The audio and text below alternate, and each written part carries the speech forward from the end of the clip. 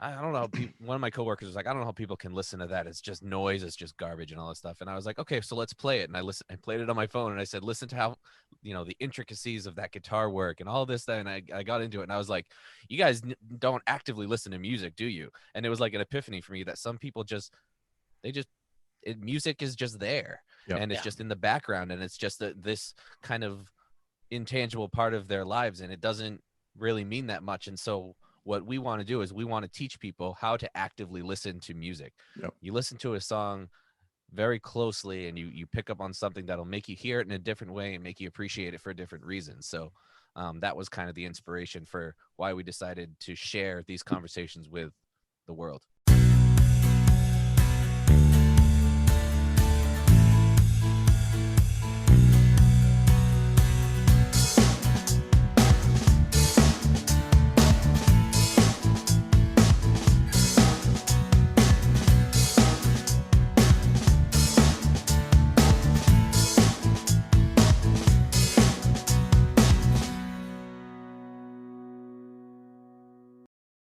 Hello, everyone, and welcome to a new episode of Set Leslie Bruce, your podcast all about Bruce Springsteen, his music, and mostly his fans. I am your host, Jesse Jackson, and joining me today is friendship, relatives, father, son. We have a couple of podcasters on, Shaun and Jim. Welcome to the show, guys. Thank you for having us. Thank you. Yeah. So friend of the show, fellow podcaster Bob Bland, reached out and said, "Hey, I've had these guys on the show. They're really great. You should reach out to them." And so I reached out to Shaun and Jim, and they both were nice enough to join me. So I said, "Welcome. I'm looking forward to visiting with you." Shaun, why don't you start us off? Tell us a little about yourself. Give us your elevator pitch. Sure. My name is Shaun O'Loughlin. I've been podcasting for years now with a couple different shows, and right now we have a show. I have a show with my dad called "You're Not Listening," a music podcast. Basically, my story for probably why I'm involved in this is dad has been a DJ as long as I've been alive, mobile DJ. So I was raised by a mobile DJ that just instilled a deep, deep love and appreciation for music in my entire life. And so we just grew up talking about songs, talking about what makes them great, why we love them, and trying to convince each other why something is good. And we decided to just start recording those conversations. So our podcast is basically where each of us takes a song that we think is great and we listen to it together, and then we just discuss what makes it really good. And we've been doing that for over a year now, and it's a lot of fun. That sounds really a lot of fun. Jim, go ahead. So share a little about yourself. Yeah, same thing. Um, I'm a retired teacher, guidance counselor, and every educator needs a second gig. And I was never really good at painting houses, so I decided to kind of pull up what I did when I was in college and start the mobile DJ thing. So pretty much for like 35 some odd years, every weekend, a lot of weddings, every function you can imagine. And one day Sean and I were always having these conversations, and and funny, one of the things I know talking about with Bruce is going off to concerts and everything else. I mean, we have these long drives going to all these venues that are 3 and 4 hours away, and always talking about music, always talking about the structure and things we like and all, and trying to think of things kind of out of the different realms that are out there, not just your typical kind of pedestrian stuff. Sean, I don't know, about a year and a half ago said, "Hey, we should do a podcast." I'm like, "Yeah, who's going to care about what we talk about? No one's going to want to listen to that." And he convinced me, and I was honored to, when your son asks you to do something, you don't say no. It's like, okay, Yeah, I'll do exactly. whatever you want, because at some point you might say, "I don't want you in my life. Get out of here." So, Well, the thing that so really kind of sparked it was I was at lunch with a bunch of my coworkers once, and this a is a good song story. we talked about a song. I think it was like an Avenged Sevenfold song or something really fast and heavy and crazy. And they were like, I don't know.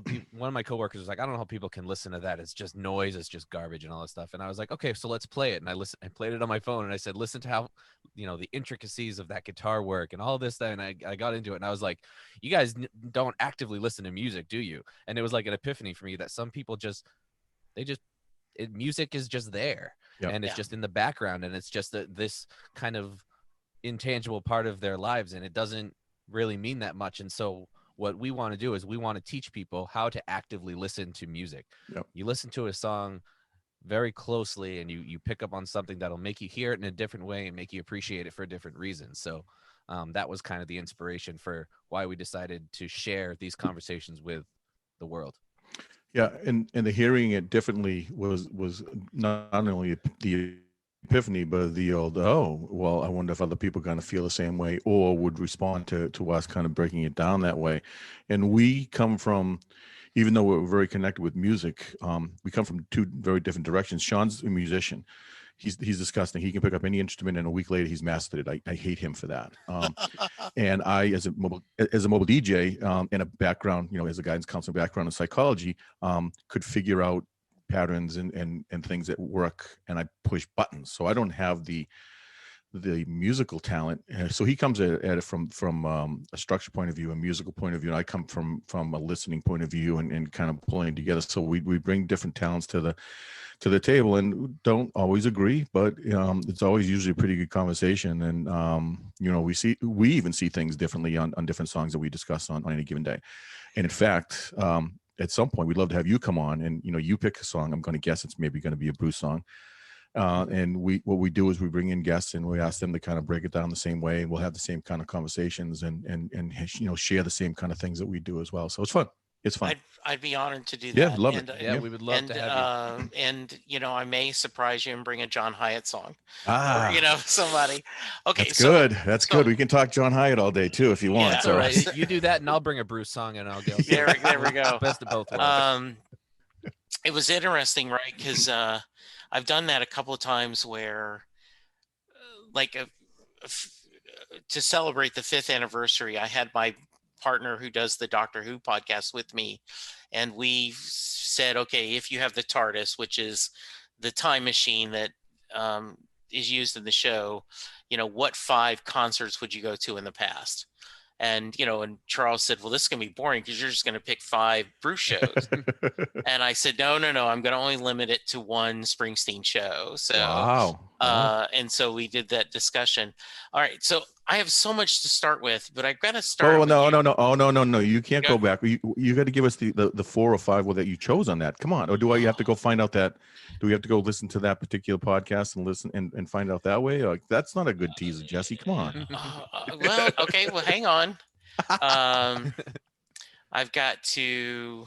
I can tell. I remember a couple of them right offhand. Just a couple. Sure. Yeah. I said that I would want to be, and I won't even look up. I'll just from memory. I said I would love to be at the Cavern Club when the Beatles were doing that 2-3 hour when they were starting. I would love to hear that.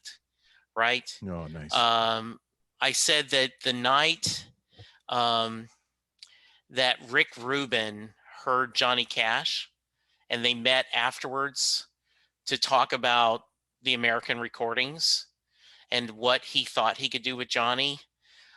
I would want to be at that show and then to be a fly on the wall hearing that discussion. Wow. Well done. Yep.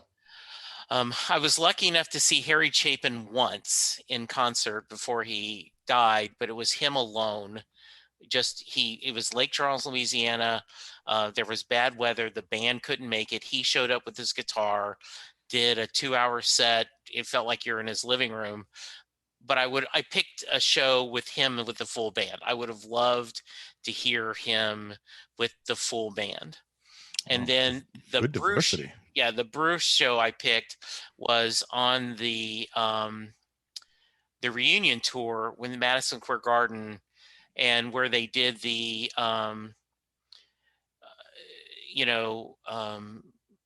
the song, If I Fall Behind, with each of the band members singing a little solo, each a different verse. And then what's funny is I actually pulled this Blood Brothers. He did a verse that he's only ever done once during that live show. Yep. And I picked that one for a Bruce show. Nice. Part of me would love to go back. My first Bruce show was here in Dallas 2002, the Rising Tour. And I would love to go back to that show now that I'm a solid fan. I was a casual fan then, and I would love to go back to see that reliving. That's what I picked. Interesting. Yeah. Wow, the rest too. Yeah. Oh, It was that's good. Yeah, it was good. Sorry to put you on the spot. No, I'm I glad. know It's it's your not show. I often shouldn't be that doing that. the actual host of the show gets put on the spot. That's nice. No, This is I exciting. love it. I like it. Yeah, So he's gonna cut Jim, it. Thanks for coming, Jim. See you later. We're gonna cut you off now. so Jim, what has in 35 years of doing DJ sessions, or whatever you want to call it, mobile DJ, Yep. what's Yep. stayed the same and what's changed so much? And maybe not necessarily technology. I know that's changed, but Right. and maybe that is the right answer. I don't want to give you the right answer, but I'm fascinated. Like, is there one song like, 35 years ago I was playing this song and I'm still playing this damn song? Or I'll leave it to you. Sean probably knows the answer to this, but it's I would have first said the technology. I mean, I started out with 45s and I ended obviously with a laptop, and had everything in between. And yeah, you know what? Good songs come and go, and they may not be around, but all of a sudden 5 years later they were big again, or if they showed up in a soundtrack, people kind of remember them and pull them back.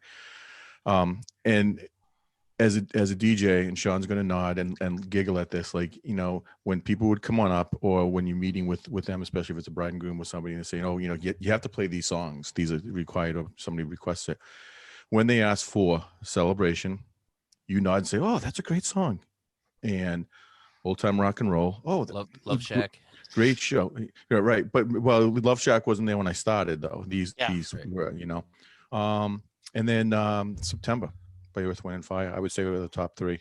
I would not have picked September. I would have picked the other two, but I wouldn't have thought of September. September just has an unbelievable vibe that everyone knows, and if it wasn't September, it would have been ABC by Jackson 5, something like that you can play in 2021. And I could have played when I started. I mean, I was on the radio in 77 in college, something like that, 78 or something. When I started mobile in the early 80s or late 70s, it probably would have been the same thing, that I could have played those songs and they would have worked. If I don't hear and play Old Time Rock and Roll and Celebration again, I'll be a happy guy, kind of thing. Yeah. But I do like September. I'll crank that anytime. And at any wedding, I'll get out there and be the fool, and dance to that one too. But the other ones I'll take a pass on, because they're getting old on me. And Sean probably knew the answer to that as well, I would imagine. Well, you get asked that question a lot whenever we're guests. Or when we have guests, a lot of times that question comes up quite a bit. People are really interested in that kind of stuff. It's funny, and Jesse, I don't know if this is where that came from, but it seems like, and it's crazy to me because I don't think of it this way. Yeah, it's kind of second nature, but it seems like there's a lot of people who are always on the other side of the table, who are at functions and see the mobile DJ up there, whatever. And it seems like there's not a fascination, but there's a curiosity of the old, hey, what happens like this, and how do you get to that, and what and so people want to ask questions. It was like, geez, I never even thought anybody would care about those kind of stuff too, So it's kind of interesting that you asked that, because it's just like, well, I guess I don't even think about it, but there's the song, but other people like, oh, tell me what it's like to be a DJ. Like, oh. What's interesting is, I did not think I was going toward, I didn't think it was a unique question, but I had not thought about that. That's it. What I do find fascinating is a tougher job than I think the layman thinks, because I will watch and I'll see, especially like a corporate gig, like there's, we're having an event like at a user conference. And like, I remember we were in Denver, and it was an outdoor venue, and it was actually kind of cool. The weather was beautiful. It was like in late July, early August in Denver, clear, and they had food trucks lined up for that. Was instead of a buffet, they had food trucks. You could go get food. That's really cool. Yeah, it was cool. And they had like outdoor seating, and then there was a DJ, and and he kept the people on their feet the whole time. And I was like, this guy's been pretty good. And it was just the amount, like, how do you get the right amount of songs, and how do you get going? So I can imagine. And, I remember when Bruce was doing the Super Bowl, he said his biggest fear was sometimes the show's not clicking. And he has to do, he throws out the set list, or he pulls an audible Yep. to shake things up, to get things going, to kind of kickstart the concert. And Yep. he had said, I've only got 12 minutes. So what if it's that case? I don't have time to do that audible. And I'm thinking of you, Jim, right? Like, okay, I've got to figure out the crowd, and what do I do to get this rolling, right? Yep. Absolutely. And you have your go-tos that you bury or you save till later on in the night or whatever, but you're always, I found that it was a lot of prep work beforehand. So hours and hours of setting up playlists and songs and researching the people who are going to be there and all that. But you're always thinking 2 and 3 songs ahead. And I used to do them in sets of 2s and 3s. So a couple fast, maybe 1 medium, 1 slow, 3 fast, back and forth, so back and forth, so you don't wear people out and all. And there are nights it works and nights you just can't beat yourself up and say, it's not me. They just don't want to dance. And, you can't force it. Corporate stuff is a really good example There's of just that. not enough people alcohol don't come at to this dance. party. Yeah. Right. And other times you put on, harmonica music from the goats in the back field, and they will dance and go crazy. And you can do no wrong. I used to come home those nights, and my wife's first words are, well, how did it go? And it's like, I was a rock star tonight. And it's such a humbling thing that the next function is the old, I was terrible tonight. It did not work, So so it was very, very stressful for me, especially near the end, because I always felt, especially doing a lot of weddings, that the fun or the good memories, or something happens for a wedding kind of rests in my lap. And if I did something wrong, I don't want to ruin someone's wedding day. I've had one of the reasons why I ended up in my last 2 or 3 years, I went away from a laptop and went back to CDs, which, you show up at a hall and people look at you like you have 8 tracks, but I think the quality of sound was always better, but it's also more predictable because I had some friends, Don Pike, Shaun. This happened to him twice in the middle of a first dance. Yeah, rest his soul. In the middle of a first dance at a wedding, computer shuts down, it crashes. And so it's, hold on, and you have a backup computer, obviously, but, hold on. And then you hear, the windows opening, da-da, that kind of thing. And you try to recover. Meanwhile, I've got 200 people looking at you like, what's he doing up there? Yeah. So those are the things that I always panicked on, even up to the last gig. The last gig I did was for one of Shaun's good friends and bandmates. And even that last one, I was panicked with I don't want to ruin anything here. So the stress was just to the point where if you feel like you do something wrong, it's a huge implication. And and luckily I didn't make a lot of those mistakes, I don't think. But So Jesse, 2 things about this before we get. I know we're we're way off topic. I'm sorry. Well, that's I warned that beforehand, right? So I was like a wedding crasher for 10, 15 years before that movie came out. I was like in middle school and high school doing weddings with him. So I've worked, tons and tons of weddings with him. He used to drink Pepto-Bismol out of the bottle, just chugging it out of the bottle before each wedding, because he would get so sick to his stomach because he'd be so stressed out and nervous about it. When you say that it's a harder job than people realize, that is true if you want to do it right and if you want to do a good job. Because it's amazing how many events and functions you'll go to where a guy just sets up his laptop and presses play, and it's the same set list or the same playlist. He's got that this had. This is his wedding set list. This is his club set list. This is his anniversary party set list. And it's the same things that he just sits there and plays. And if it doesn't go well, I guess it's the crowd, And so it is hard if you want to do a good job. It can also be really easy if you just want to make money. Yeah. And, for those guys, and that's what always frustrates me, though, like every 8th song is the same, no matter what the function is. And my thing was you watch the crowd and you play it. And that guy over there in the blue tux or whatever wants so and so. So you got to fit him in, and you got to make sure the mother of the groom's happy. I mean, all this stuff. So you're always thinking and stuff. Again, if you want to do it right. But there are some guys, and this is what drove me crazy with the laptop. It looks like they're just checking their emails. They're not even really interacting with the crowd. They're up there doing their thing, and it's not really. It doesn't feel real. So I liked getting away from the laptops and going back to the CDs, and I felt more engaged.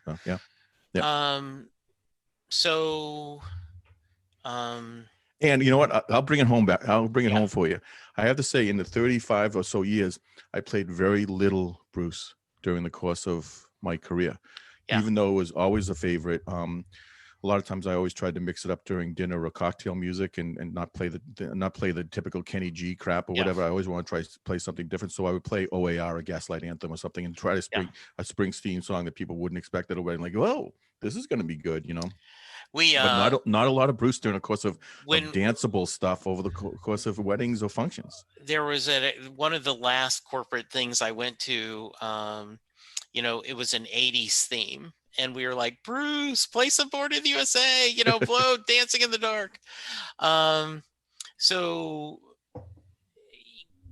is At Last one of the best first dance songs? I mean, do you see a theme? And I'm not trying to be sarcastic, but right, like you just mentioned, like, oh yeah, that would be good. Yeah. And what's one that you went, okay, that's pretty unique that for a first song? For first dance, and then I promise we'll get to other music. I'm Yeah. just curious. I can be a little selfish here and say Go that ahead, Shaun. my first dance at my wedding was very unique. This was. My dad didn't DJ it, but he did help me find the song for the first dance. And our first dance was "Come to Me" by the Goo Goo Dolls. Yep. Ooh, very different. Yeah. Yep. So that was a little different. It's a little more upbeat, and I don't know if it's ever really been used, but it was perfect for us. So, well, I know Hyatt has made a joke that if he had money for every time someone played "Have a Little Faith in Me," Right. at a wedding, which is truly. I love that song. I mean, I realize that's it's just a great song. So that's pretty funny. Well, it's funny because you say there's a difference between a first dance, like a bride and groom first dance, because that's obviously something that they chose. Yeah. And then what is going to be the first dance for everybody else. And again, it depends on the crowd. Sometimes you want to play something that's going to kick right away, or something that's going to be slow, kind of ease people into it. So again, I never kind of picked. At Last was huge, obviously, at a James, but I never always pick the same one. And almost for my own sanity, I always want to try to mix it up and have something different, so I'm not going to go home and feel like I'm doing the same thing every night as well. So the good thing is there's so much good music out there. There's always another song that's just as good or better. The first dance that kind of kicks things off too for everyone is just as memorable for a lot of people, and especially for the bride and groom. I can tell you right first that song at my wedding was Run Around Sue. Yeah. Great song. I remember every moment when that song was playing. I remember who I was with and everything. It's like that was almost more memorable than the first dance with my wife. So don't tell her I said that. Yep. So I always like to start at the beginning. And so, Shaun, I've kind of already know the answer to you. So I'm going to talk to you, Jim. Growing up, was your family musical? Did you guys listen to music? Because when I asked Shaun that, obviously he's going to go, you would not believe how much music was in my house. Yeah. No. Well, I don't know.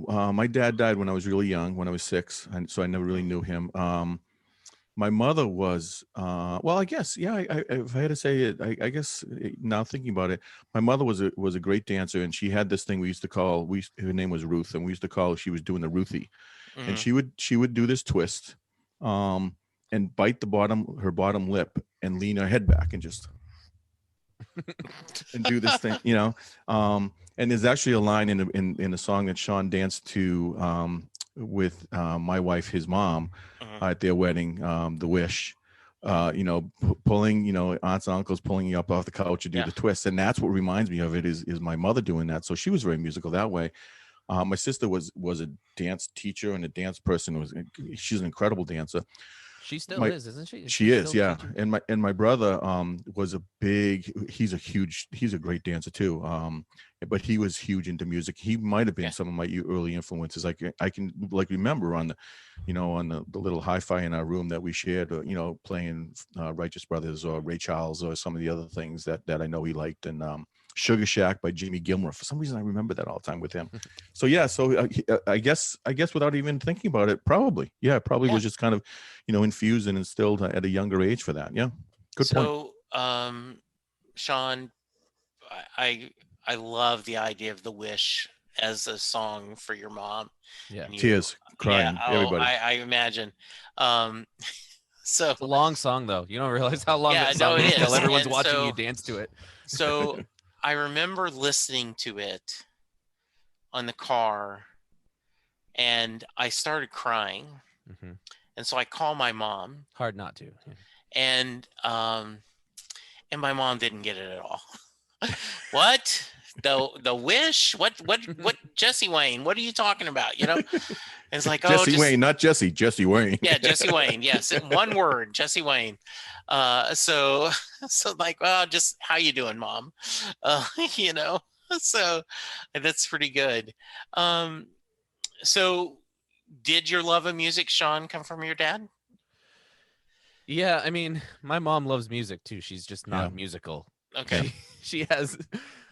If she's listening, I love you, mom. Mom Yeah. has no rhythm, Mhm.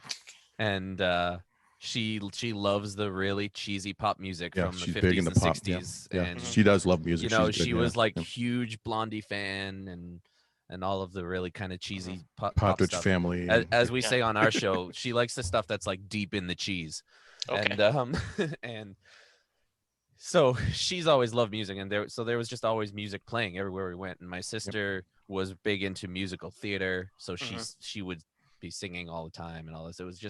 There was it was just constantly something that was happening. There was never not music playing, regardless of what we were doing.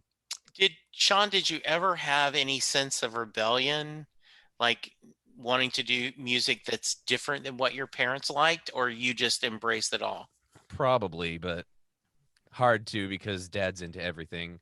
Um, Mhm. I I grew up so in my formative years, you know, when you're in Yeah. sixth, seventh, eighth grade into high school. And I know this is a question that you asked, kind of what music were you into in high Yeah. school? It was during the late '90s, early 2000s, and it was the height, the golden age of pop punk rock. Yeah. And so I just got so huge into pop punk, and I'm still really into it. I listen to it every single day. And so Mhm. that was the kind of stuff that really I dove really, really deep into Okay. was pop punk, you know, Weezer, Blink 182, Social Distortion. Um, Green Day is probably one of the biggest influences in my world. So I had that side of things, and I was also really into like reggae dub music. Yeah. Okay. Yep. And I still love that too. But then my dad was always listening to stuff like Bruce and the Stompers, and you know, some classic rock stuff. And so I mean, my iPod was ridiculous. It didn't make any sense. So, Um, so Jim, do you think because of you, your part-time gig is, playing music, do you think that's what helped you have this diversity? And because you were always being explored, people bring in new music and you're like, oh, I kind of like this. And Yes and no. I think my diversity in music kind of started before, and when I was doing full-time DJing, I think I kind of got stunted in it a little. Mhm. Um, because prior to I had the great opportunity, and this is how I got connected with Bob on Bend and Scoop, is I have a great vinyl collection, Okay. 45s and LPs both, and Bruce is obviously a big part of that too. But because I worked at two different record stores for 5 and 6 years each, Mhm. so and collected uh, like 2 paychecks. yeah, I Yeah. never took a paycheck home. I took it home in vinyl, which the, Yes. the the owners were happy to do. Like, sure, Jim, that's fine. Take that home, and take it out of my pay, kind of thing. But it was always good to like, hey, Jim, have you heard this band, Spiral Gyra? Like, I don't know, let me grab that. Mhm. And have you heard of the Power of Blues? I don't know, sure, let me grab. So I think I learned to kind of diversify and kind of find different things, and maybe in the same way Shaun did when he was going through his time of middle and high school. Just like what else is out there, and I want to kind of do a deep dive and find more. During the time when I was DJing heavy, and again, it was I loved it. It was fun, but I did it to pay the bills too, Sure. because you need to make sure that you can provide for your family. And I hated missing things, and I think over the years tried not to miss too much, and did all the coaching and all the other stuff you Mhm. do. But um, music wasn't fun for me for a while there. It was a job. Mhm. And so when you come home, for Friday, Saturday, and Sunday, and you're playing old time rock and roll and celebration or whatever it happens to be, I didn't want to listen to music. So I kind of, when I stopped, I kind of got back into listening to different things. And Shaun and I started having those conversations again. And music was exciting again for me. So I think for a long time, I mean, also, during that time I was following a couple, 3 bands, and that was they were my Bible. I was going every Southside show, every Bruce show, and the local band, the Stompers out of Boston, and they were my thing. Okay. So I kind of got stunted a little with knowing and learning about new music.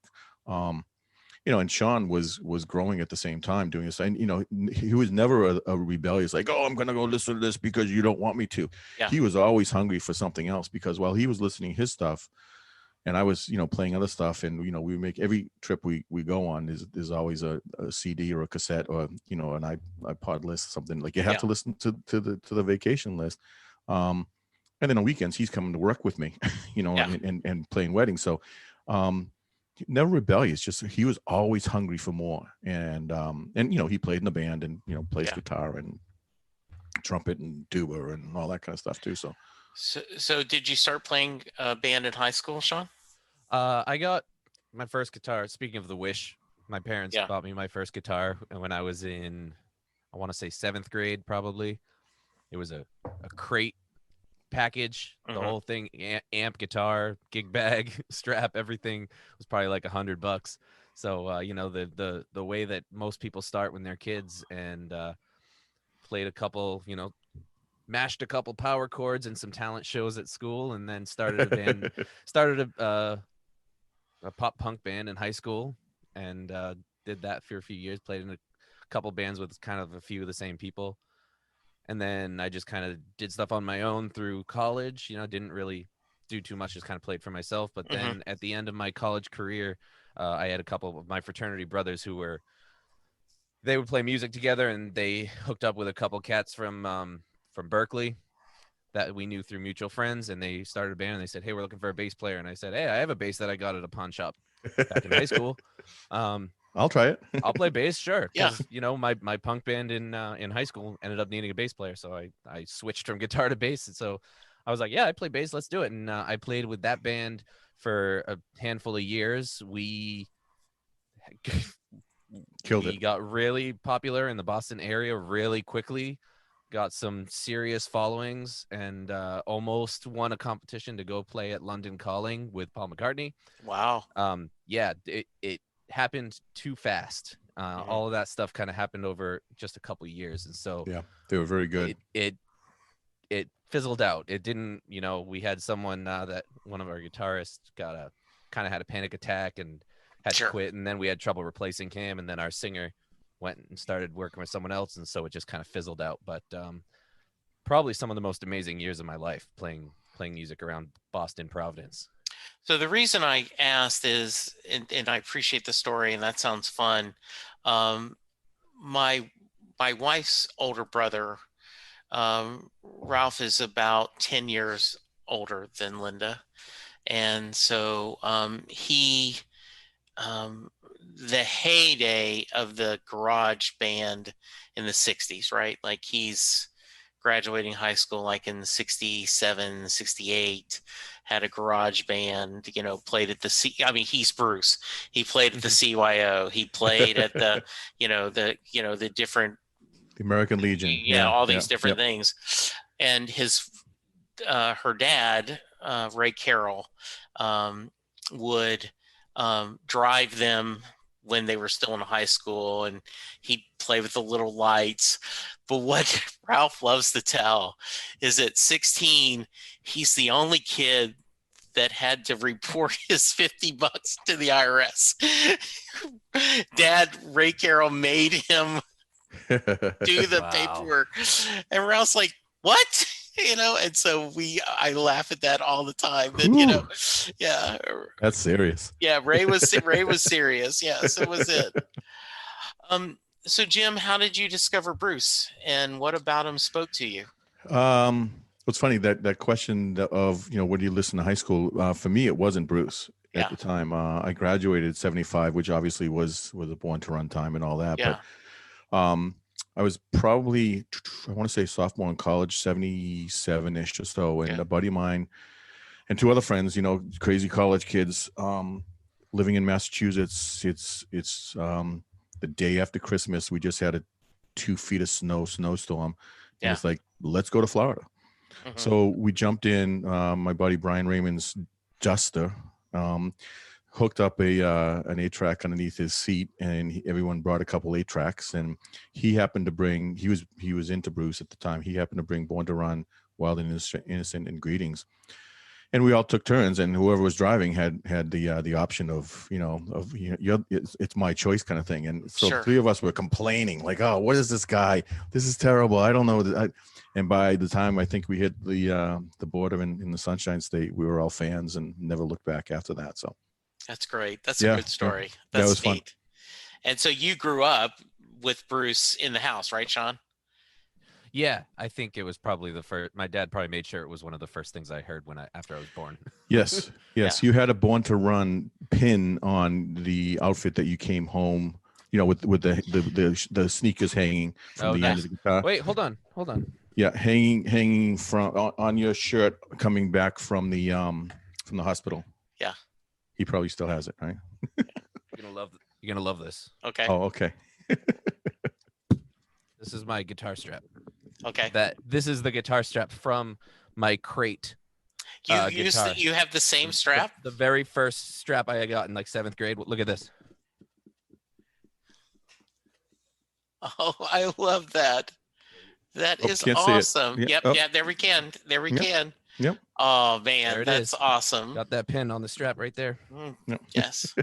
Listeners, for you who are not seeing, yes, he just showed the sneakers. That's too cool.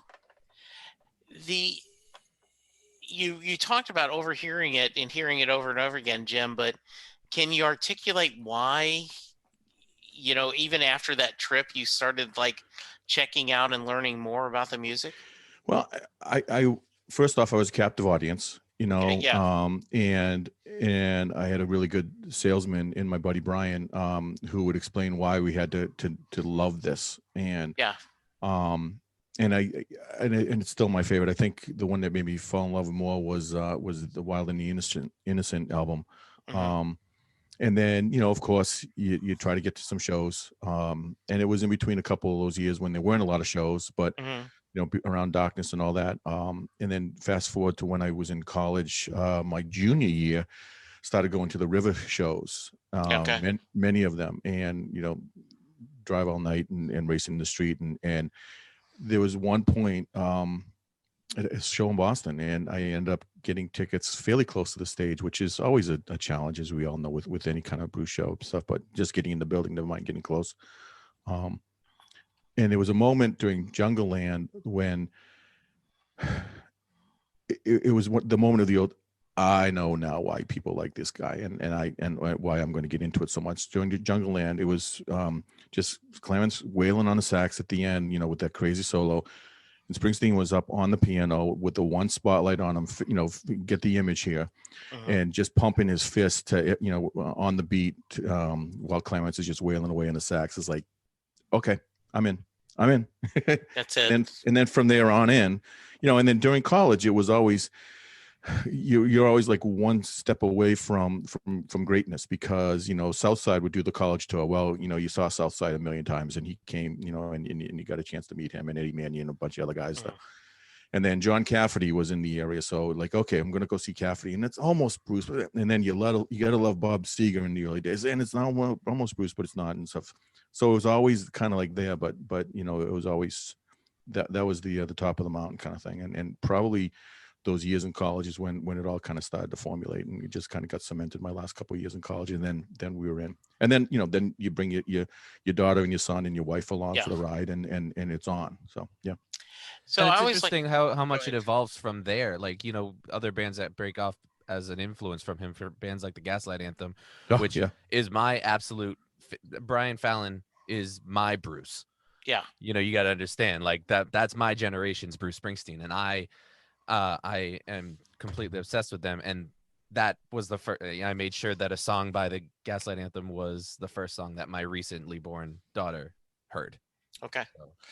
So I always like to preface this question with the caveat. I think the number of times you've seen Bruce is not a fair barometer of how big of a fan you are, depending on your age, your economic situation, where you live. I mean, just there's a whole lot of factors. But for the record, do you guys track how many times you've seen him? And if so, can you share the number? Good, Shaun. I don't keep track because I've been to so many Okay. concerts over during my life. Okay. Probably 5 or 6 times. Okay. Yeah. And Shaun and I had that unique thing where we go to a show, and whether it's Bruce or anybody, and we're those kind of crazy people that just have our eyes wide open and, want to watch the music and watch what's going on and the nuance of the stage and all that. We're not there just to grab another beer and walk in front of the people in front of us. And it, like, we can't, that drives us crazy. Like, we're here for music. Even at a Jimmy Buffett show, like, we're really interested. Like, everybody else is passing out and partying, and we're paying attention to the chords and stuff. I mean, and I know there's some crazies out there that, you're nobody unless you're in the 120 or 150 range, stuff like this. Like, those guys disgust me because I it's not about keeping score. I've been to probably over 70. I think, Shaun, you're close to the 8 or 10 that we've been to together. Yeah. My whole thing is I've been to Asbury Park several times. My wife, when I turned 50, was such a good person that she, instead of like, let's do something, for your 50th birthday. Yeah. She booked a trip to beautiful downtown Cleveland, and we went to the Rock and Roll Hall of Fame because there was a special Bruce exhibit there. So we went to that. Nice. And I met him. During the Human Touch tour, when he wasn't as popular, quote unquote. And tell me that story. Went and hung out at the Four Seasons Hotel in Boston, and kind of, just creeped on him for the whole time. Me and my buddy Dave Decker, who's absolutely a stitch. The Dave Decker stories that I could tell Another go on legend. forever. Oh yeah, a legend. Yeah. We finally get in the hotel. We're just kind of chilling, reading the paper, and we look fairly respectable because we're not just kids and stuff. And Dave is like a nervous, chicken with his head's cut off, so his head's on a swivel. It's like, Dave, gotta chill, relax. Went up to the top floor to where the gym was, and met the whole band, which was the other band, with Shane and Crystal and all that group and everything during that tour. And they said, "Oh, it's good to meet you," and got all their autographs and all that stuff. He said, "Well, okay, just to let you know, Bruce is going to be coming down with Patty, and said right at 3:00 there'll be a black van in front. Be ready, and just be relaxed because you don't want to be too aggressive. But he'll probably see you." I was like, "Oh, this is great." So Dave's like freaking out and everything else. So we go down back to the lobby, and we're chilling, waiting an hour or two beforehand and stuff. So I have to go feed the meter, and I come back out, and Dave's out in the street, kicking stones. Like, what happened? What are you doing? One of the guys from the hotel like kicked me out because I didn't look like I belonged. It's like, you're killing me, Dave. Hilarious. But we got a chance to, it was one of those where he pulled out. He and Patty were coming into the vans, and I got a great autograph.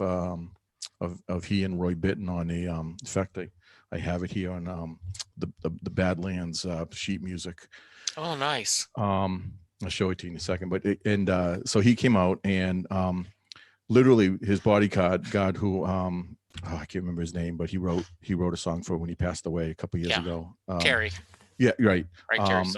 Terry was there, and he was like 6 foot 100, just this monster of a guy, and his arms were up, like not letting us by. And Bruce just looked around, and there weren't a lot of people there because he wasn't as popular right then. It was easy to get tickets and stuff.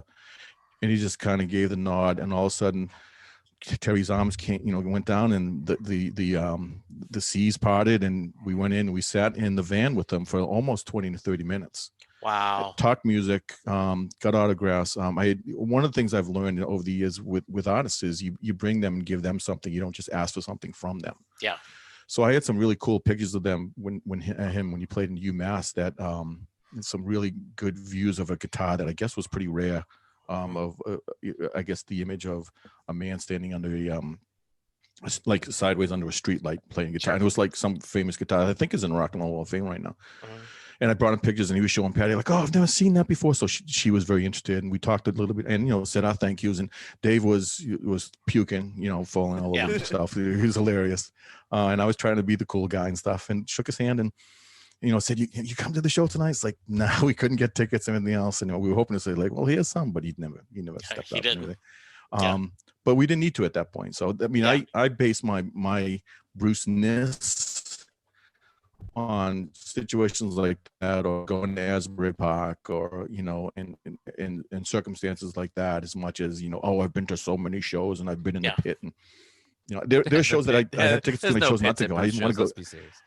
Well, no, there is. It's hard to get in there, but it's not the same pit as Dropkick Murphy's kind of pit, but but I didn't like and didn't go to chose to not go to the Tom Joad shows. I just didn't like that venue. I hate outdoor shows. I hate them, with the exception of Fenway. When we went to the Fenway, but just because it's a horrible place to see a concert. Yep. Ugh, but just the outdoors at Gillette and some of the other places, with the idea of the unpredictable weather, and you get tickets 4 million miles away and you're looking at a screen and stuff. It's not the same. So there's shows I've chosen not to go to. And I just don't go to kind of add them up to my list or anything. But I'd say 70, probably 70 plus. Just kind of over the years. Again, I'm doing it for 35 years, so it's been a while. Yeah. So Beep, I'm changing the subject. So yeah, sorry, I talked way too much about that. I'm sorry. No, I don't want anyone to get whiplash, but so I am totally like, you don't fasten your seatbelts. Are you happy for Brady winning a Super Bowl? Yeah. Or are you bitter? For me, football meant nothing this year. This was this is a total wash. I stopped looking at my fantasy team about 3 weeks into it. Okay. Just football was not a thing for me. So the Super Bowl happened. It was the most anticlimactic thing ever. And it's one of those things where we've seen Brady win so many games. It just looked like him winning another game, especially since he's thrown to Gronk. Right.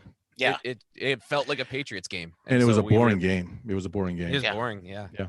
I mean, honestly, I'm happy for him. And there's a part of me that's okay with that. But on my DraftKings, I was betting against them. I thought Mahomes was going to step up and not be intimidated, and because the Bucks got smacked in November, Mahomes December. That lost that game for them. It wasn't. It was the Bucks secondary that won it. Really is what it was. Even as more than Brady. They just shut down Mahomes. I just thought that Mahomes was going to own him.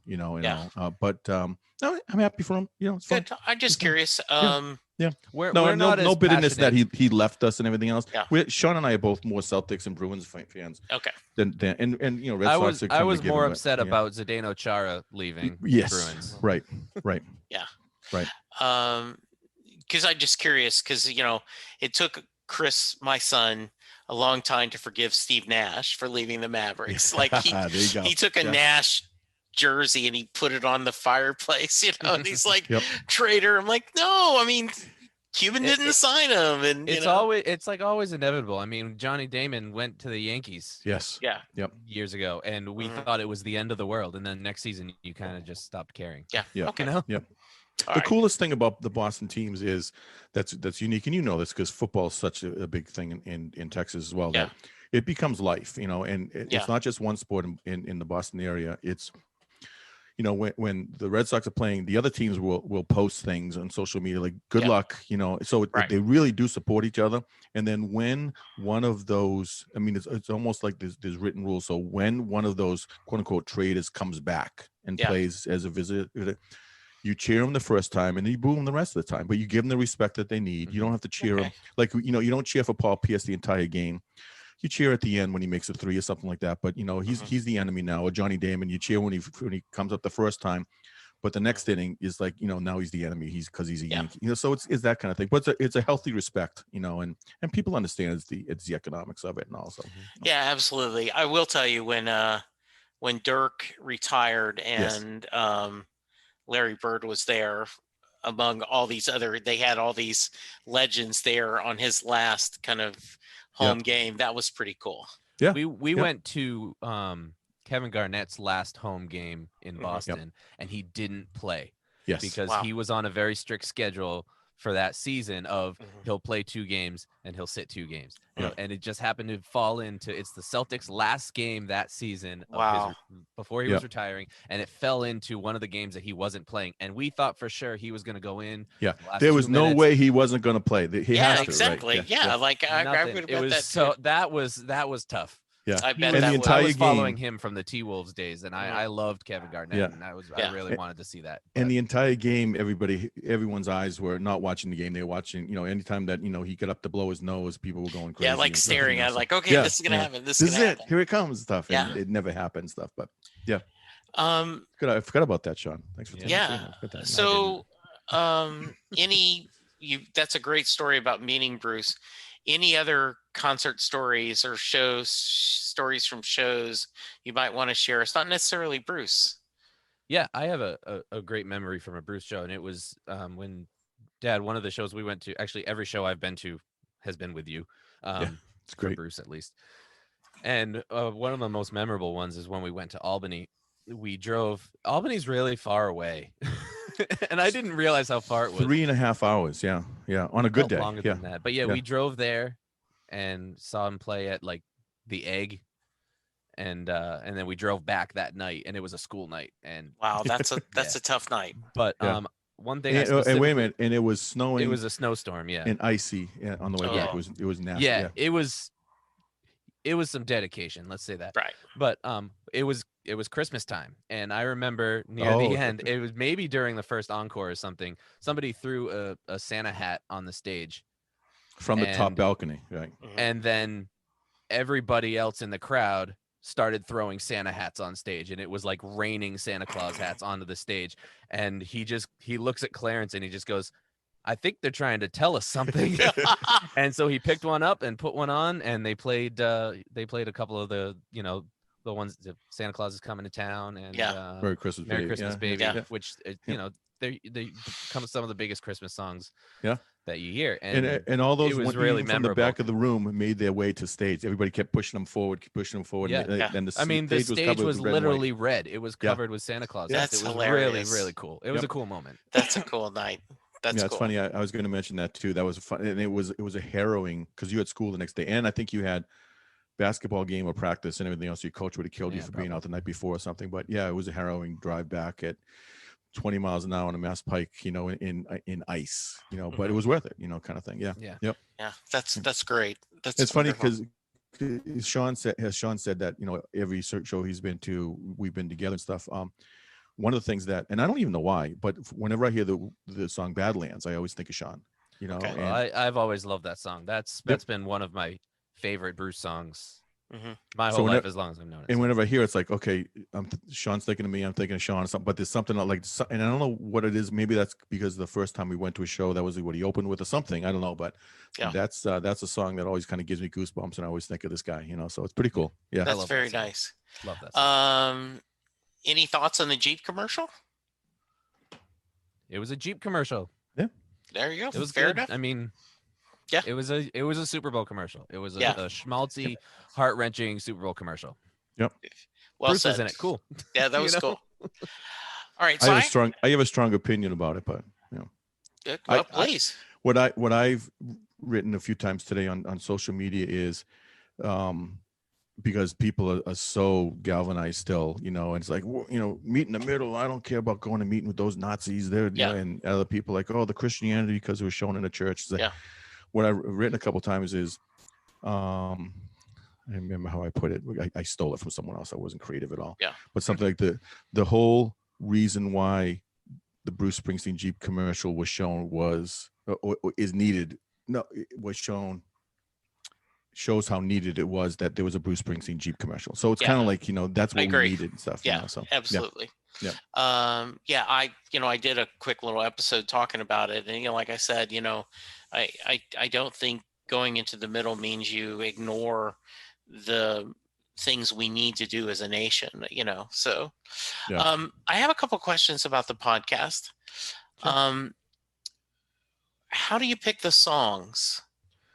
It's very difficult Okay. because we have lists yes, that are miles we long. do. Yeah. Okay. And I like the way that I tend to do it is, I listen to my playlist on shuffle all the time, and just if you're a big music guy, you know what this is. You listen to a song, all of a sudden one time you hear it and it hits you different, and you're like, that's the one, and then you listen to it on repeat 10 times Mhm. in a row, and and then So we don't usually tell each other what songs we're gonna do until right before we record, because we'll bounce back. You know, I'm thinking about doing this song, I'm thinking about doing that song, and then I'll be like, hey, I'm gonna do this Megan Trainor song right now, and we're gonna talk about booties Okay. on this episode, because I just heard it again and it's dope, and I really want to talk about it. And so like that's usually how it happens. We have such massive playlists that it's hard to choose, but sometimes we'll say, okay, well, we've done 2 or 3, rock songs in a row. Maybe I'm going to try to find something that's like pop, or I'm going Okay. to try to find something that is maybe a little more like folky, or, different genre that we haven't done in a while. What I tend to do, we kind of approach it from different philosophies here. Dad tends to approach it from an outlook of, this is a great song that you maybe haven't heard that you should check out, that it should be on your list because it's really great, and here's why.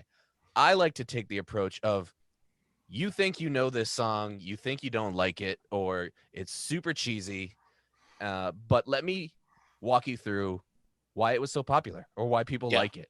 And that's really kind of how it all started. I went to Dad and I was like, I want to do a podcast because I want to talk about how amazing the Juice Newton song is, Angel of the Morning. I said, Okay. I want to talk about what makes that song amazing because it's incredible. And he just went, shut up, Juice Newton. And so, that's kind of how it started. So I tend to take songs that I think people don't really appreciate enough, that I think they just said, this is so cheesy. It's just, why was this ever popular? And they don't really give it a second thought. Give him Jim? some examples. Give him some examples, Yeah. Shaun. Uh, Achy Breaky Heart. Achy Breaky Heart. Let me just pull up my list real quick. Delilah. Yep. Mhm.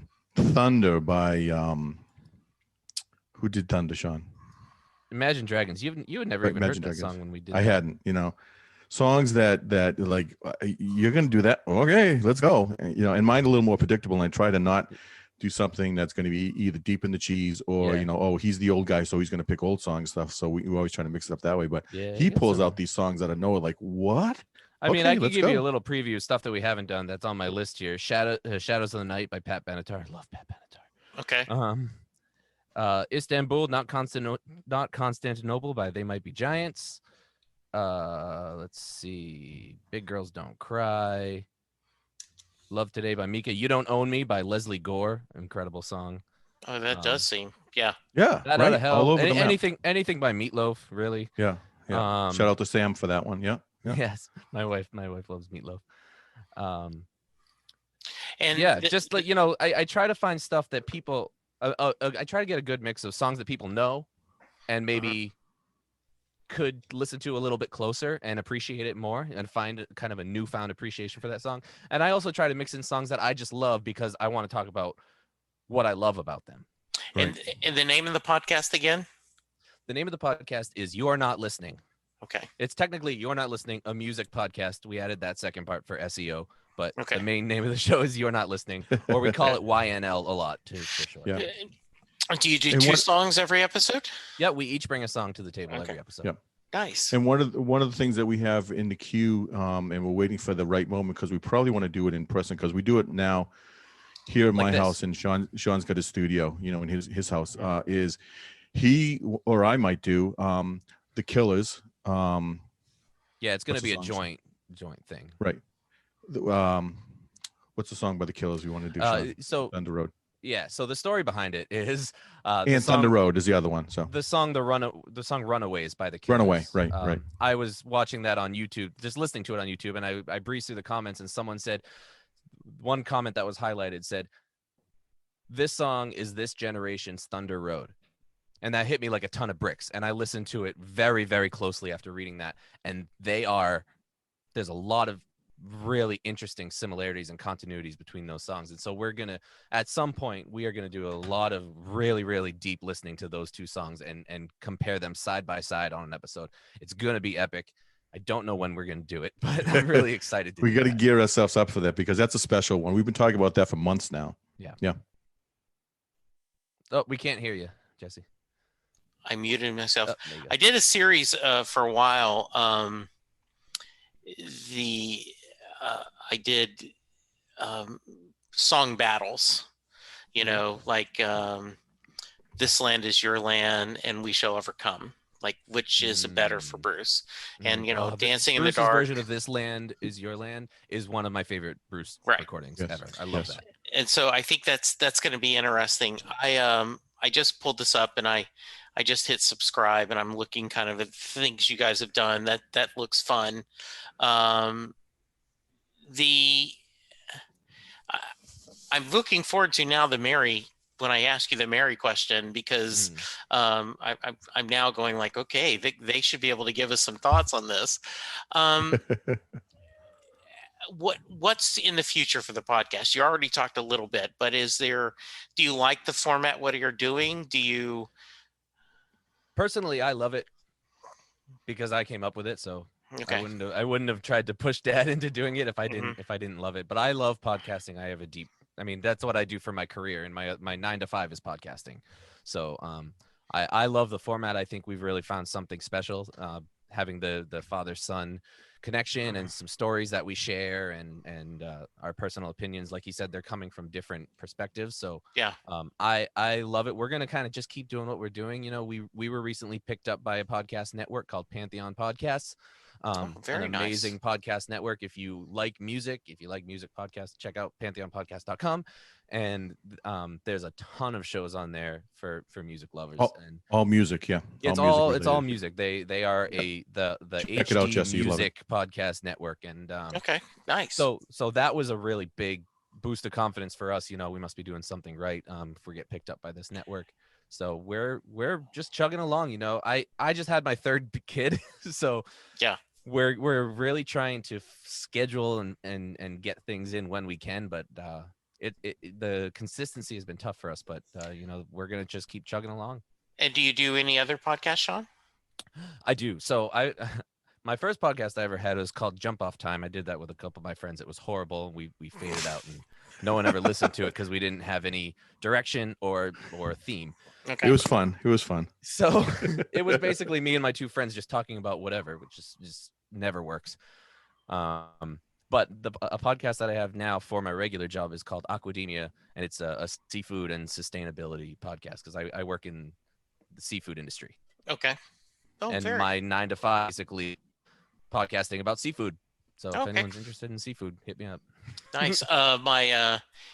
My day gig is I run a contact center for the roadside assistance in the RV industry. And so our Oh. marketing person came to us and said, I'm thinking about a podcast. And I'm like, hey, whatever I can do to help you. And I don't know if they're going to convince me to be the host or not. I mean, I don't know if they're going to want, or they want someone a little more polished, but I would like, They already nothing would have. be, I can tell. You're in. You can tell. nothing would make You're me in. happier than to be able to say, yeah, and I do a podcast for my day job as well.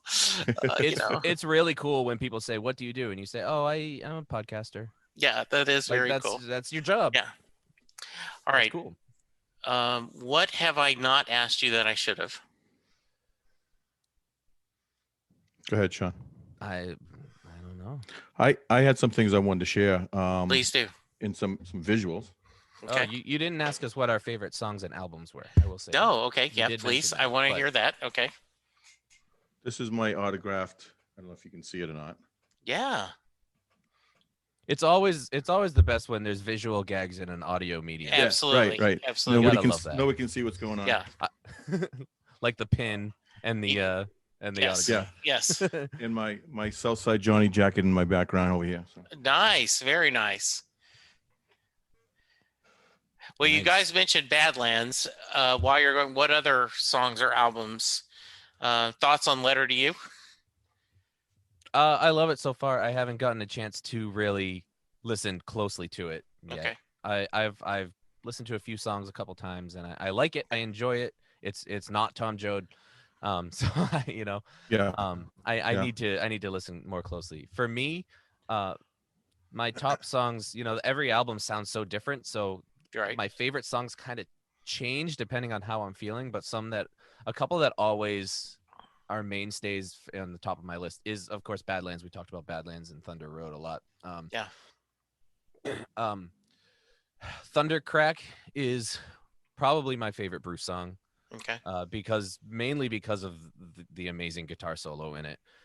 And that's one song that I have not heard live, and I would absolutely go bananas, Bananas, if And it I was seems able to hear him play he that live. plays that in Boston sometime. So Yeah. I'm surprised you I've guys never haven't seen it. caught that. Okay. No.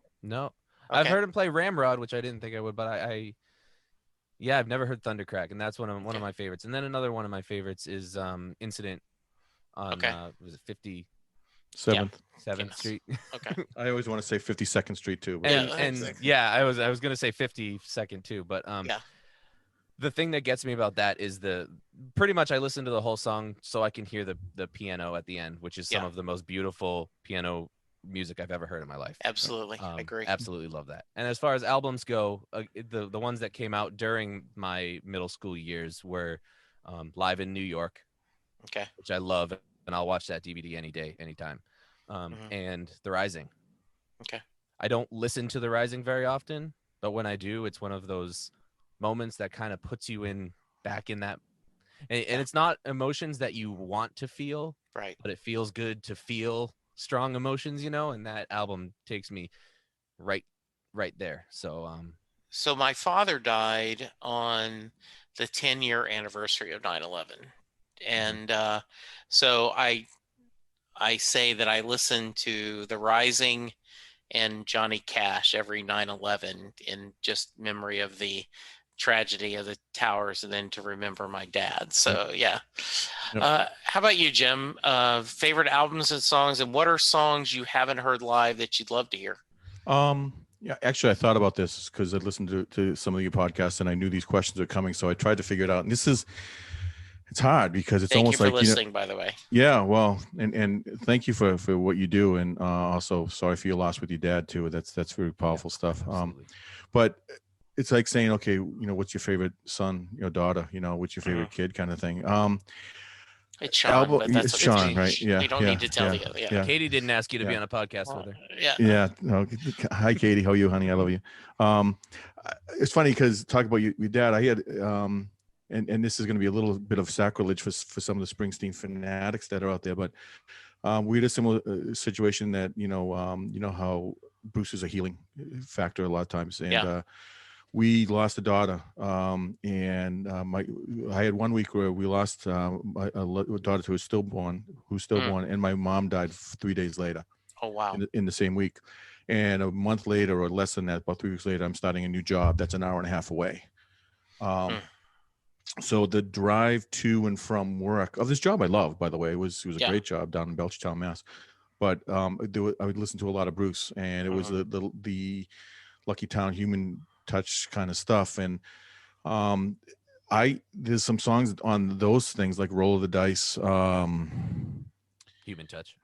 Not as much Human Touch. No? I like that one. I actually wrote them down to look them for a second, but Leap of Faith probably. Yeah.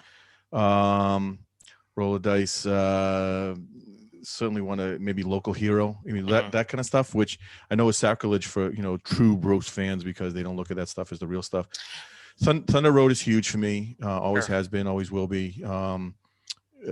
Certainly Sandy, I think, is my probably number one, and my number one album probably was my first. I mean, I had all the vinyls, but when you start to duplicate your record collection, and you started buying CDs the first time, my first CD was Wild and Innocent for Sandy, and New York City Serenade and E Street Shuffle and Incident and all that kind of stuff too. So I'm right there too, and a lot of it is like you said, Shaun, that guitar, excuse me, that piano. That piano at the end, it's just which is powerful, whether it kicks in the Rose Leader or not. I could literally talk about those 18 seconds for probably an hour.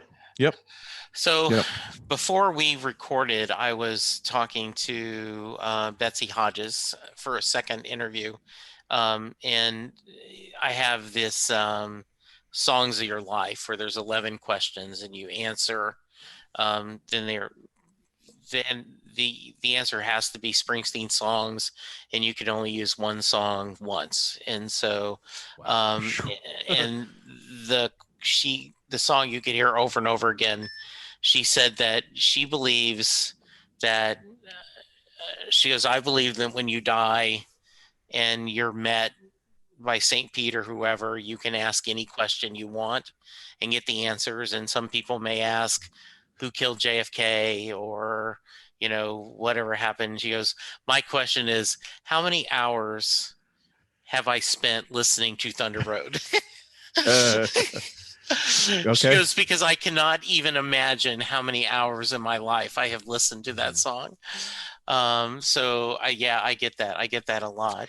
Well, and take that one before you go on further, Yeah. Jesse. One of the podcasts that Shaun and I were asked to be on, Music Musings. Yeah. I by this actually guy was going to Craig. call them out. Music Musing tweeted at me while we were doing this, sending me songs. Yes, yeah, and saying great you're folks. welcome. I mean, this is the life that we live. You know, we're in this community. One of the questions that came up is, what are the untouchables?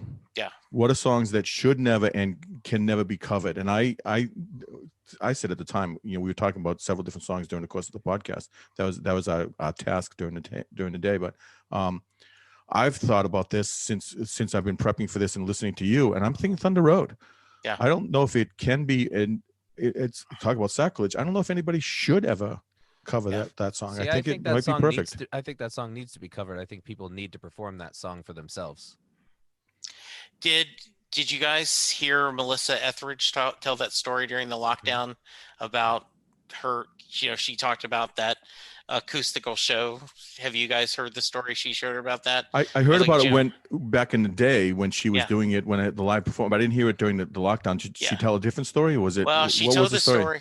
She told the story that, you know, she's doing this unplugged, or, you know, this special, and they say, who do you want? And Melissa Etheridge is like, Bruce Springsteen. Okay, let's see if we can get him. And he says yes. So she's like, okay. So they're going to do Thunder Road, and she says, go pull up in YouTube and watch this, and you'll see. Oh, it's a great performance. Every time we practice, and I told him, I said, Bruce, I have to say, now Mary, climb in. Okay. I mean, I have to say that line, because for so many times I couldn't sing about a female, you know, protagonist because I was in the closet. This is incredibly important to me. Like, okay, do that line. So she said every rehearsal, she didn't sing the line. And so if you watch the live promotion, it's true, go afterwards. She giggles. You see him look at her, and she goes, and down Barry climbs in, and he kind of laughs because she nailed it that time. She finally got it in. Yes, that's oh, it. cool. Yes. Cool story. Yeah, that's a great performance. Yeah. I think I have heard different versions of Thunder Road. It would be hard for me to say a song that's totally untouchable, because I'm a big fan of covers. I like hearing different people do different versions of songs, you know. That would be tough for me to come up with that. Now that I'm going to have to think of that. That's a good answer. That's a good thing. What's the untouchable one, right? Right. I think I said Jungle Land in that episode. You did. Yep, you did. I think I said that. I can see that. Jungle Land is untouchable. I think Thunder Road is so important to a lot of people that they need to play it for themselves.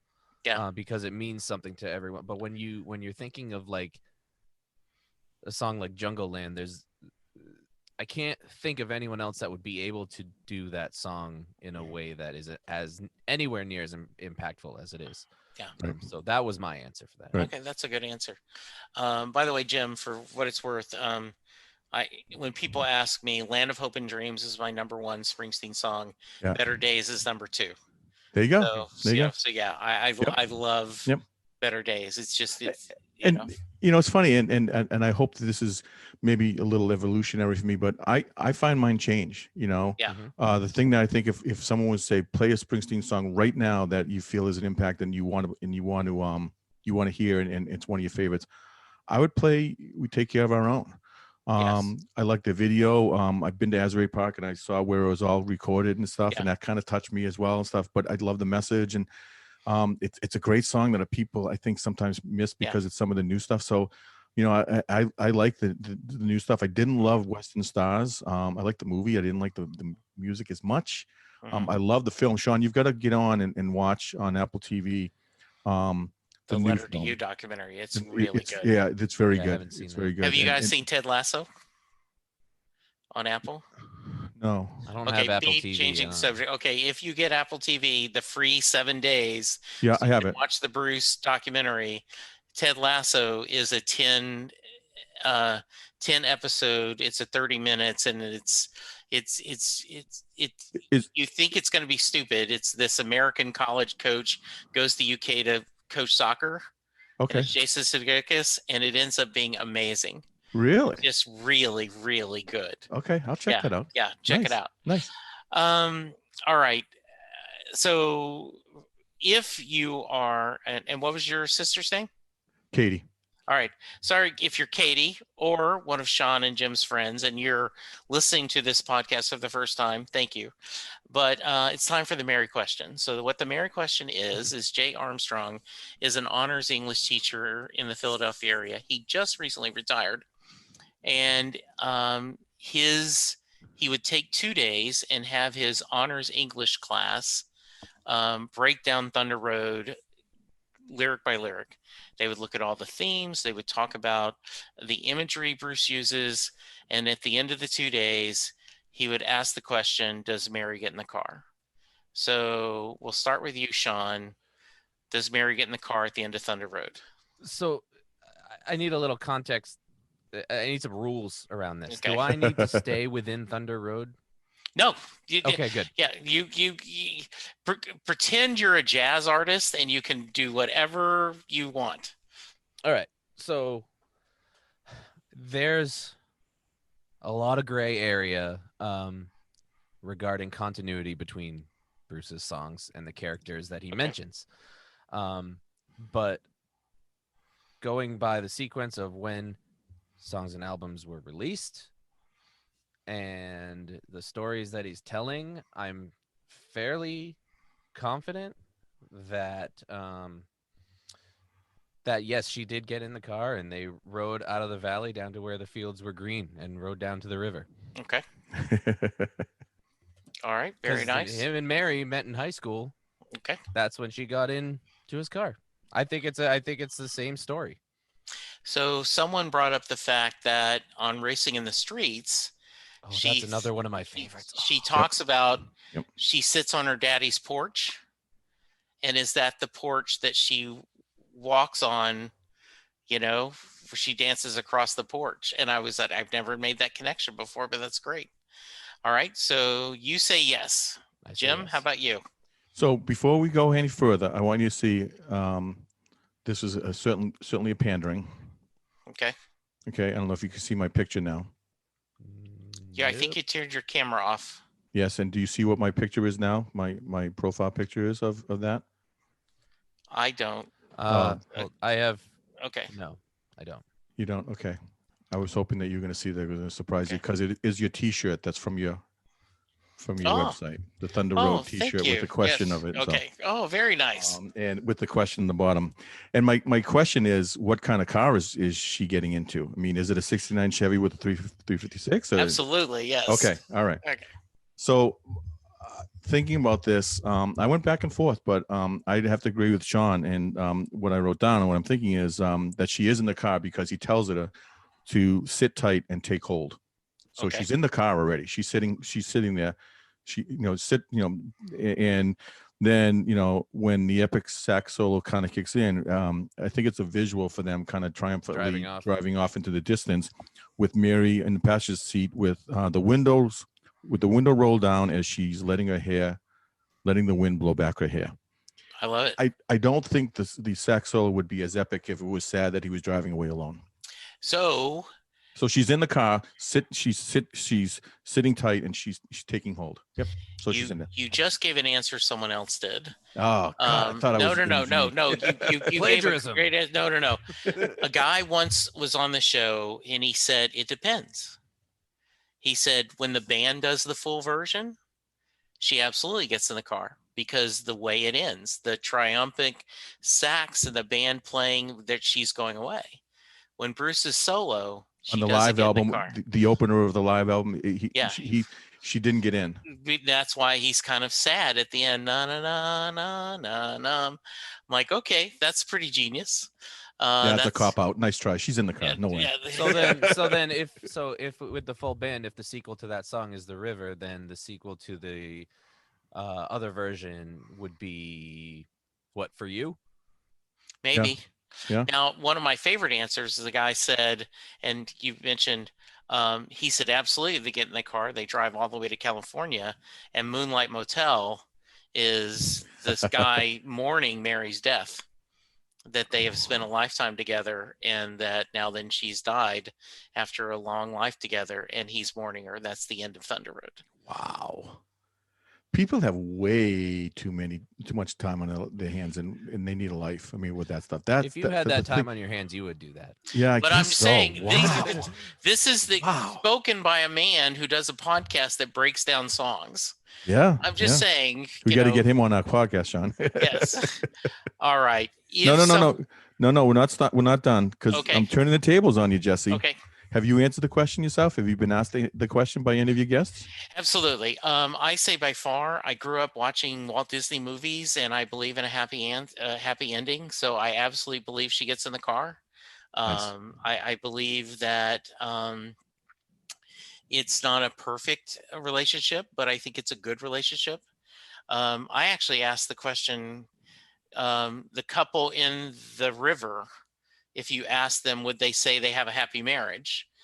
Have they had a successful marriage? And I think they would. I think it isn't always good. And when he talks about, he is a dream that doesn't come true, I think he still would be. But yes, I'm an optimist. I always believe she gets in the car. Nice. Absolutely. Yeah. All right.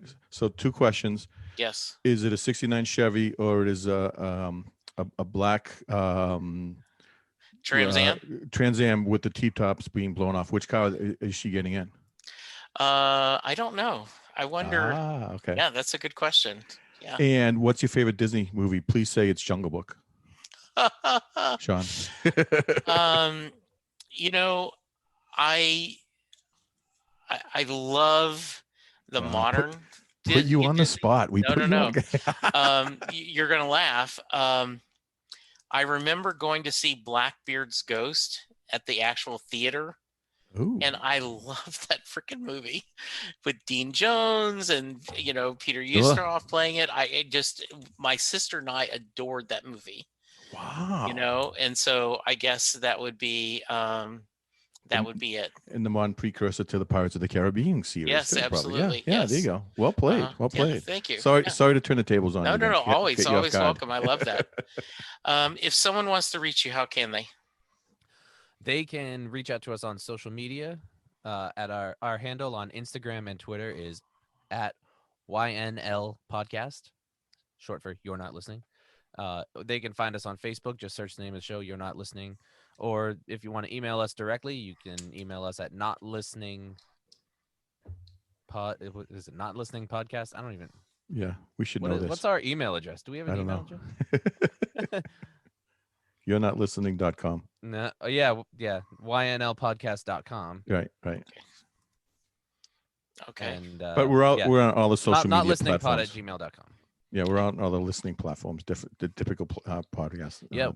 Or wherever podcasts are podcasts, we are there. Or Pantheon. Pantheon Podcast. Pantheon, right. Contact us through them too. And Jesse, you should check them out too. That might be a really good one for you to kind of see if you can get connected up with too. They're really good folks, very supportive. Crazy good stuff. Very diverse types of and of artists and genres of music. It's really a good connection. Shaun's getting attacked by his cat. Yes, I saw that. He's the cat has been behind stalking you through the. I've noticed that. That's what she does. She comes and cuddles for a couple minutes and she latches on. And all right, Jim. Any final thoughts? No, thank you so much for having us. So it's been a pleasure and. Unfortunately, we could probably do this for hours, so I'm sorry to keep you longer than. No, that's what I told you. I warned you beforehand. We can talk for hours and hours about this. Yeah, Shaun, how about you? Any final thoughts? No, I really appreciate. I love having this little music podcast community that we are starting to build and get involved in. like I said, we're good friends with the guys, Craig from Music Musing, and Great folks. we've Yeah. connected up with Bob, and now you, Jesse, and this is just we love doing this. We love talking about music, and it's nice to. So I'm sure my dad appreciates talking with someone else other than me sometimes. Yeah. So I really appreciate you inviting us on the show, and Well, we actually haven't gotten a chance to talk about Bruce yet on our show, so No, this is okay. no. So nice. let's talk about maybe we could do a Bruce trilogy. And so you guys want to invite me, we could do that, and we kind of do that. I'd love that. I'd love Hyatt, or Bobby Darin, or I have a lot of favorite songs. So See we that, could, and Juice that's what Newton? happens. yeah, That's what happens. We have a list of like, oh, I want to do this song and this, and Yeah. my list of podcast songs right now on Spotify is probably 125 songs deep. yeah. It's like, oh, which one am I gonna do? absolutely. And then there's always another one that you want to add to the mix stuff. So you're gonna find that you get caught up in that too. Like so when you sign off with us, it'd be like, what song would I do? And then all of a sudden Yeah. you're gonna have 15 and 20 and 30 songs. I'm You're gonna loving pick that. one. Yeah, I'm That's looking tough. forward to it. It's a good problem to have. It's a really good It is problem a to have. very good problem Yeah. to have. Love to have you on. All It'd be right. fun. It'd be fun. Listeners, thank you for listening. Shaun, Jim, this was a blast. I had a blast, and I hope you guys did the same. Listeners, please be safe. Remember to wash your hands. Remember to social distance. As Bruce said, wear an effing mask. Let's be good to each other, because that's the only way we're going to get through this. For now, take care, and we'll talk to you soon. Goodbye. Thank you so much. Thank you. Doing a podcast at times can be a one-way conversation, and I hate that. So please let me know what you like and don't like about the work I'm doing. You can reach the podcast via email at setlistingbruce@gmail.com. The show is on Twitter at setlistingbruce, and my personal Twitter is at jessejacksondfw. We have a website, www.setlistingbruce.com. From there, you can find links to other Springsteen podcasts as well as other music-themed podcasts. We have a page devoted to our own SLB All-Star Band. These are guests who have been on the podcast more than 3 times. There is a link to our store where you can purchase Set Listing Bruce shirts, as well as a Merry Question t-shirt. There is a link to our Patreon page where you can sign up to help support the podcast financially. We have different levels and different rewards based on your support. If you don't have any extra cash, and right now, who does? You can support the podcast by subscribing via your favorite podcast player and leaving us a review. The more reviews we have, the easier it is for people to find us.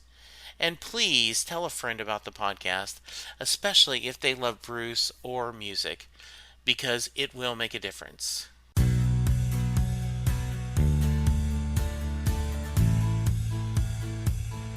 You just heard the fun talking, hard rocking, music loving, album ranking, fan thinking, joy spreading, lyric reading, story sharing podcast that is the one, the only Set Listing Bruce. Set Listing Bruce is part of the Southgate Media podcast group. The theme for Set Listing Bruce was written by David Rosen, used by permission.